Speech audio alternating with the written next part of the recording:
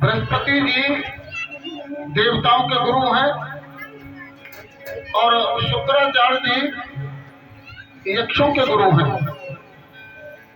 तो ये बलि जो था ये दैत्य कुल में से था, ये दैत्य था।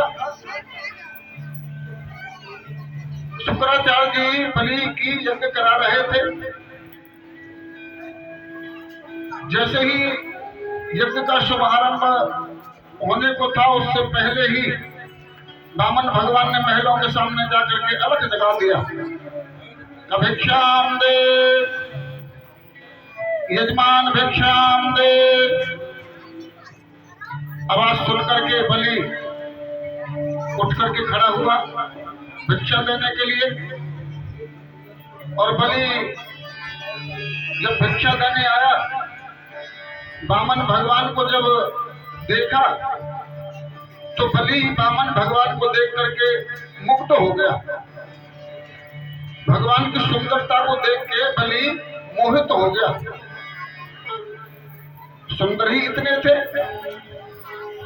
बलि मन में विचार करने लगा कि देखो, ब्राह्मण बालक ये धोती कुर्ता पहनकर ब्राह्मण वेश में कितना सुंदर लग रहा है। मन आता है कि न जाने इसको मैं क्या दे दूं।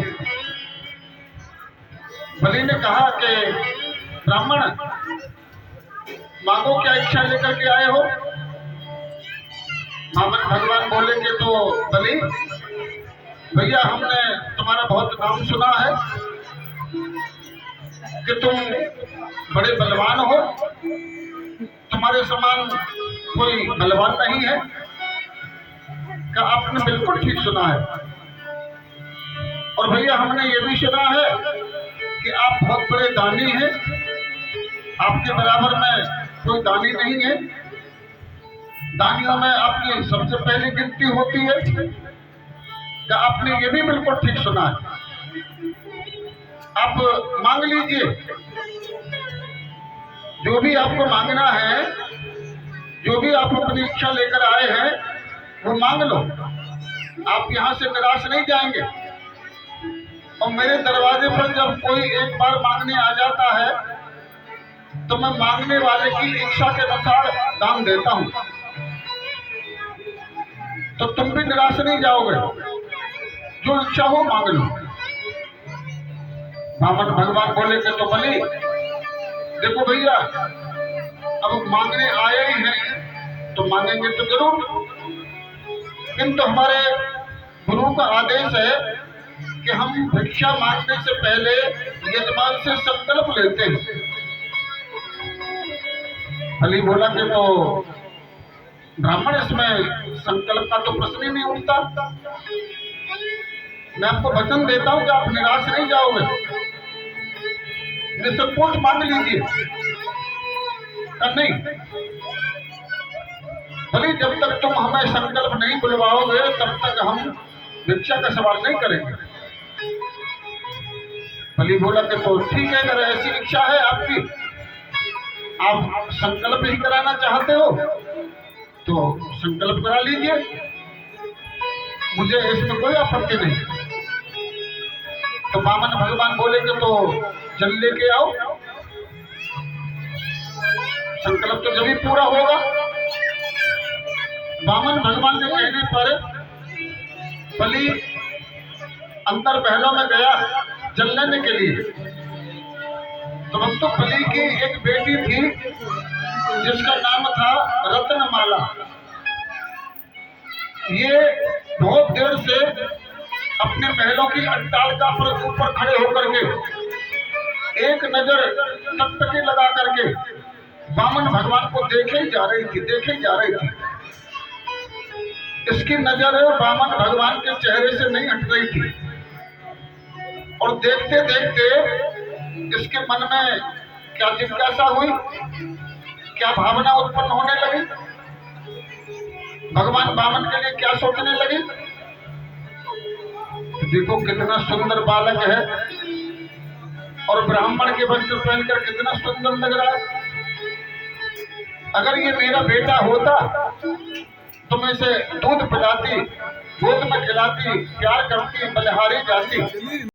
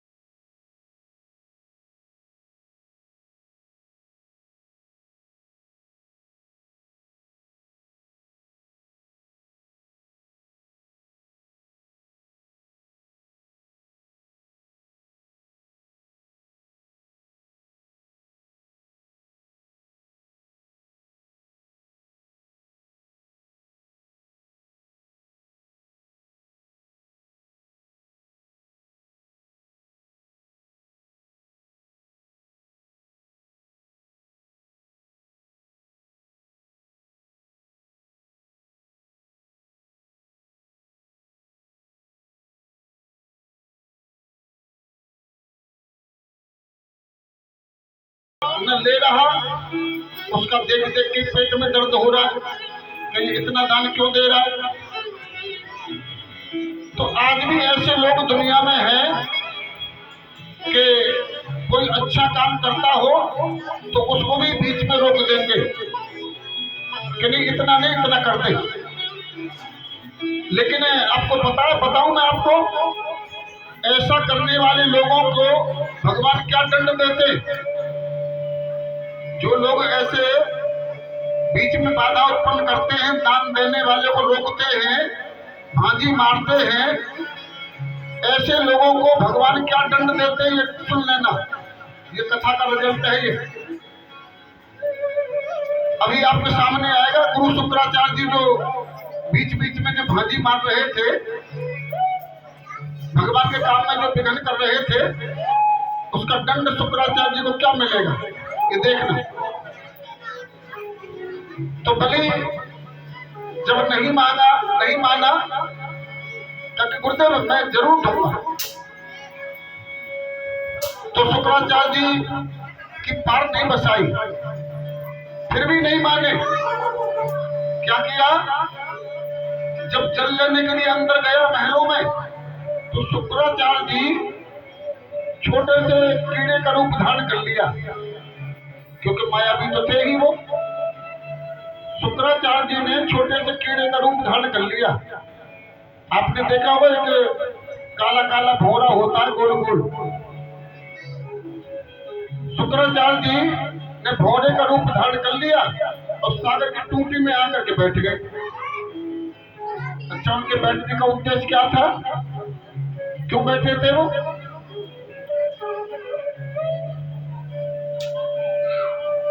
आप नहीं बताओगे, देखते रहोगे उधर। उनके बैठने का उद्देश्य था कि ना ही सागर में से जल निकलेगा और ना ही संकल्प पूरा होगा।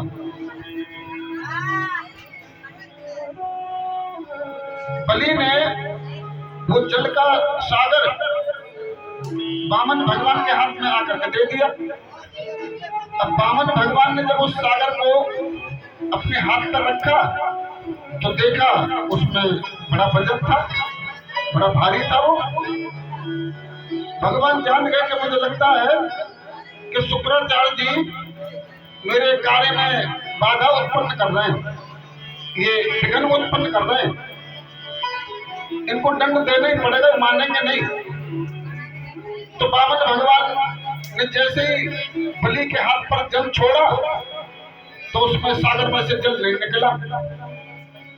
जल नहीं निकला तो वामन भगवान बोले कि तो बलि भैया मुझे ऐसा लगता है कि तुम्हारे सागर का छिद्र रुक गया है, जरा एक धूप घास का तिनका देना।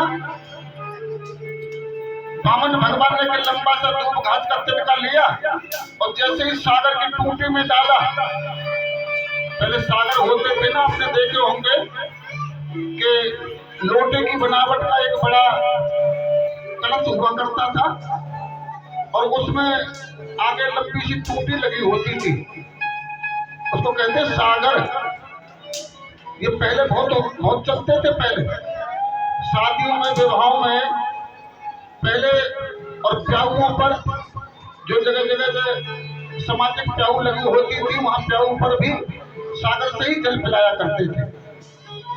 ये पहले बहुत चलते थे, लेकिन अब तो कहीं दिखाई नहीं देते, बंद हो गए सब। अब नए नए डिजाइन के सब पात्र चल गए हैं, तो अब उनको कोई नहीं पूछता। तो जैसे ही वामन भगवान ने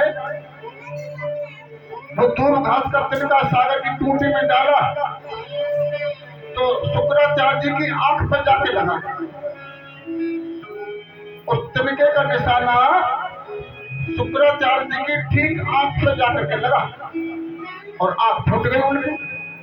अब जैसे ही आंख फूटी, पीड़ा हुई, कष्ट हुआ, तो शुक्राचार्य जी बड़बड़ाते हुए सागर की टूटी में से निकले और क्या कह रहे थे बलि से, अरे दुष्ट कमबख्त बलि मर जा, तेरे चक्कर में मैंने अपनी आंख और फुड़वा ली, अब मरता है तो मर।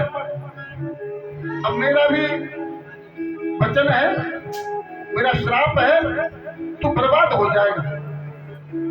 ऐसे बड़बड़ाते हुए, कटु वचन बोलते हुए बलि को एकांत में चुपचाप जाकर के बैठ गए।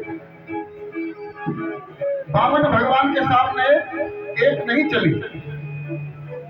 इसलिए कहते भक्तों कि कभी भी अच्छे कार्यों में विघ्न उत्पन्न नहीं करना चाहिए। कहीं भगवान की कथा होती हो, कहीं भगवान का नाम होता हो या कोई दान करता हो, तो ऐसे कार्यों में देखने वाले लोगों को बाधा उत्पन्न नहीं करनी चाहिए। जो लोग ऐसे समय पर ऐसे कामों में बाधा उत्पन्न करते हैं तो वो भगवान के विरोधी माने जाते हैं। समझो कि वो भगवान का विरोध कर रहे हैं, विरोधी होते हैं। ये मानवता का धर्म नहीं है कि हम कहीं धर्म कार्यों में जाकर के वहां बाधा उत्पन्न करें, विघ्न उत्पन्न करें। ये मानवता नहीं है, इसको मानवता नहीं कहते। मानवता का धर्म है कि कहीं भी कोई भी अच्छा कार्य होता हो तो वहां जाए, जाकर के अपना समय दे और जो भी अपने से बन जाए वहां जाकर के सेवा करे और उसमें सहयोग दे अपना। ये मानवता का धर्म है। बाधा उत्पन्न करना, विघ्न करना, ये मानवता का धर्म नहीं है। विघ्न कौन करते हैं? बताओ, विघ्न कौन करते हैं अच्छे कामों में? यज्ञ में, कथाओं में, अच्छे शुभ कर्मों में विघ्न कौन करता है? नहीं बताओगे? अरे ये तो पता ही होगा, तो मैं जानते ही होगे कौन करता है। ऐसे बैठेगा जैसे कि पुतले बैठ जाते हैं ना, पुतले। अब मुझे ऐसा लग रहा है जैसे मैं भक्तों को कथा नहीं सुना रहा, पुतलों को कथा सुना रहा हूँ। मिट्टी के पुतले बैठे। उस स्वामी यज्ञ को सुभाऊ, मारीच, ताड़का, बड़े बड़े भयानक राक्षस रहते थे उस वन में, और वो उस यज्ञ को पूरी नहीं होने दिया करते थे। बार बार आकर के यज्ञ में विघ्न कर दिया करते थे। तो विश्वामित्र जी परेशान होकर तंग आके राक्षसों से, दुष्टों से तंग आकर के अयोध्या गए और अयोध्या से भगवान श्री राम और लक्ष्मण को लेकर के आए। उन्होंने उस दुष्टों का संहार किया उनका, और विश्वामित्र जी की यज्ञ को पूर्ण कराया। तो ये पहले से ही परंपरा है कि जहां कोई अच्छा काम होता है तो वहां राक्षस आकर के बाधा उत्पन्न करते हैं। बोलो गोविंद भगवान की जय। जय जय श्री राधे, जय जय श्री राधे, जय जय श्री राधे श्याम। तो शुक्राचार्य जी ने भी वही काम किया।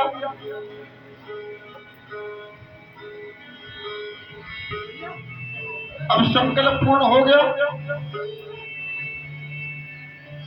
बलि ने कहा कि ब्राह्मण, अब मांगो, क्या मांगना चाहते थे? अब तो संकल्प पूरा हो गया। तो वामन भगवान ने कहा कि बलि भैया, हमें भगवान का भजन करने के लिए 3 पग भूमि की आवश्यकता है, क्या दे सकते हो? जब ऐसा कहा कि क्या दे सकते हो, तो बलि को बड़ा अचंभा हुआ सुन करके। अचंभा क्यों हुआ? क्योंकि बलि के लिए तो 3 पग भूमि कुछ भी नहीं थी, ना की बराबर थी। ऐसा अचंभा मानकर के जोर जोर से हंसने लगा और हंसते हंसते बोला, रे ब्राह्मण, तुमसे तो मांगना भी नहीं आया, मांगा भी तो क्या मांगा? 3 पग भूमि, ये तो कुछ भी नहीं है, मुझे तो देने में भी शर्म आएगी। और ये छोटी सी बात को बोलने के लिए तुमने इतना समय लगाया कि जल लेके आओ, संकल्प कराओ, ये कराओ, वो कराओ। अरे इससे ज्यादा तो मैं तुम्हें वैसे ही बिना संकल्प के ही दे देता। तुम कुछ भूमि मांगनी थी तो ज्यादा ही मांग लेते। भगवान अपने मन मन में सोच रहे हैं कि बेटा तसल्ली कर, चिंता मत कर, अभी तुझे बताऊंगा कि तू कितना दानी है, कितनी तेरी भूमि है। क्योंकि भगवान के सामने बलि घमंड में बोल रहा था। भगवान के सामने बलि घमंड अहंकार में बात कर रहा था। और आप जानते हैं मैं कथा में बार बार बोलता हूं, बार बार कथा में भी यही बताता हूं कि भगवान इस मनुष्य की हर गलती को बर्दाश्त कर लेते हैं, किंतु घमंड ही बर्दाश्त नहीं करते। किसी मानव को जब किसी बात का घमंड आ जाए, अहंकार आ जाए मन में, तो भगवान उसको नष्ट कर देते। घमंड नहीं छोड़ते कभी। तो भगवान को घमंड कभी पसंद नहीं है किसी का भी। और देखो घमंड एक प्रकार का भी नहीं होता। धन का भी घमंड होता है, जवानी का भी घमंड होता है, सुंदरता का भी घमंड होता है। किसी को पद ऊंचा मिल जाए तो पद का ही घमंड हो जाता है कि मैं बहुत बड़ा अधिकारी हूं, मेरे हाथ में पावर आ गई, मैं जो कुछ कर सकता हूं। तो घमंड है कि नहीं, बहुत घमंड होते हैं। लेकिन कोई भी घमंड हो वो मानव के लिए अच्छा नहीं होता, कभी नहीं करना चाहिए।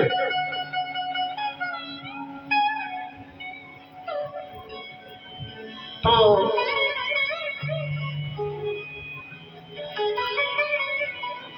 बलि बोला कि ठीक है, आपकी इच्छा 3 पग भूमि की, तो चलो मेरे साथ, भूमि पसंद कर लो। और जहां तुम्हें भूमि पसंद आएगी मैं अपने पैरों से नाप कर तुम्हें 3 पग भूमि दे दूंगा। ब्राह्मण ने भगवान बोले कि तो देखो बलि, बात सुनो भैया, जो 3 पग भूमि लेने का हमने तुमसे संकल्प लिया है ना, वो 3 पग भूमि हम अपने पैरों से नाप के लेंगे, तुम्हारे पैरों से नहीं। इतना सुनकर बलि को फिर बड़ा अचंभा हुआ, जोर जोर से हंसने लगा। अरे